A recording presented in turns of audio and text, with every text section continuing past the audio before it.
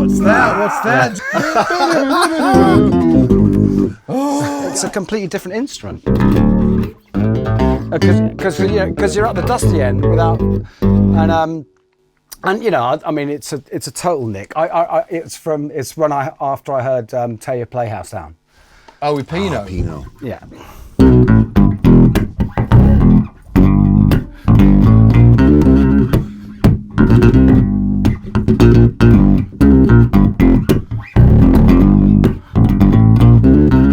But I remember hearing it on the radio and just thinking, what is that? What, you've not used an octave until that point? No, I sounded like a synth. Yeah. But I thought, it's not a synth, that's a bass, isn't it? Yeah. You can tell by it. And I can't remember how I found out. You know, you couldn't Google stuff, really. Yeah. Well, you were living in town, right? I was living in town, and he was living in town. So, I didn't meet him for years, but I found out. I think it was someone at the Bass Centre probably would have told me. Because I used to hang out at the Bass Centre a lot on Wapping High Street. There was, the idea there was a bass shop where you hung out. It was brilliant. So the first one I had was actually, which is the only one, which is OC2. What has to be the OC2. It's got to be the OC2. But because I had a Pearl one originally, which had this octave above, which wasn't an octave above. It was a very thin version of the octave that you were playing, but with fuzz on it. And that's obviously just because it was... Oh, it wasn't intentional. No, it was just a bit shit. It's like, we'll just say it's an octave above. Because the octave was designed for guitarists, wasn't it? I mean, Hendrix used it originally. Yes. I don't know if Pino was actually the first person. I think Tony Levin might have done it before him. I don't know, but it might have been Pino. I don't want to take anything away from Pino, because Pino very much made it his trademark. And I'm noticing here you have octave 2 all the way down, and then you do a nice blend between dry signal and that octave down sound. You need a little bit of, you basically want your main signal to be that tiny bit louder than the octave, just not much. And it's got to be bridge pickup. I noticed earlier actually you were playing a line. Yeah, I play I'm a 2 pickup man for most of the time, but for that you need to be bridge pickup. Most of my octave pedal stuff was done on my Spectre NS2. That's the best one, because you just want all that active top. You can't have too much top.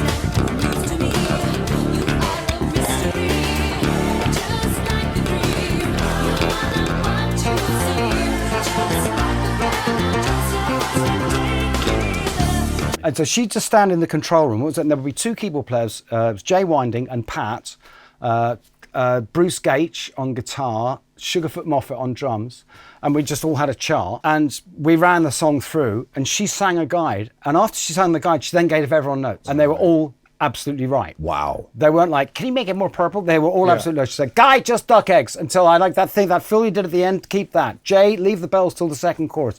Pat, and leave it on the piano, bam. And she was hearing that as she sang the guide. And she'd sung the guide. Wow. So we went, all right, let's go for one. So we went for one. That was it.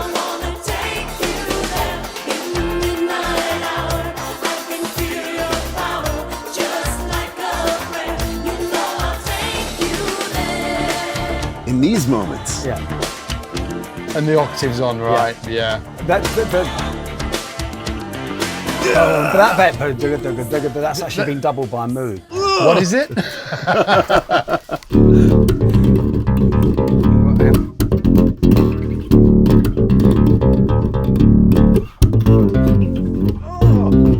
Yep.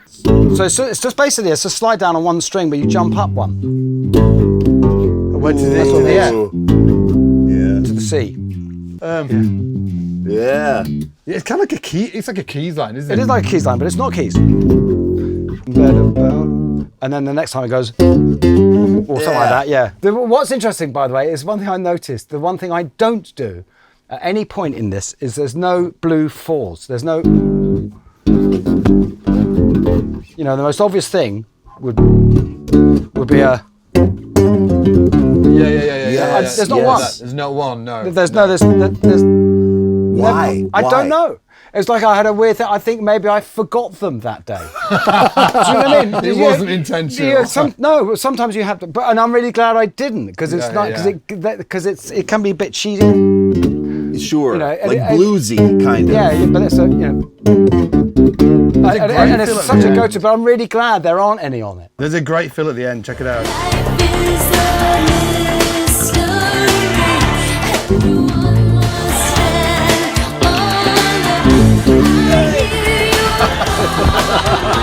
Just responding.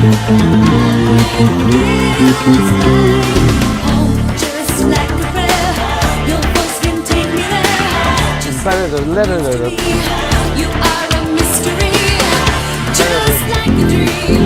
You are not what you see, just like a brand new choice your voice can take. Because it was the 80s, I think I'm using unbelievably light strings, practically guitar strings. That, you know, I think Dean Markley used to make me these special gauges. I can't remember what they were. I mean, it was probably like a 90 or something. And on a Spectre with all the top up. That's why you can really hear that. Right. Yeah. There's that one more fill that you actually, in the outro. Oh, yeah.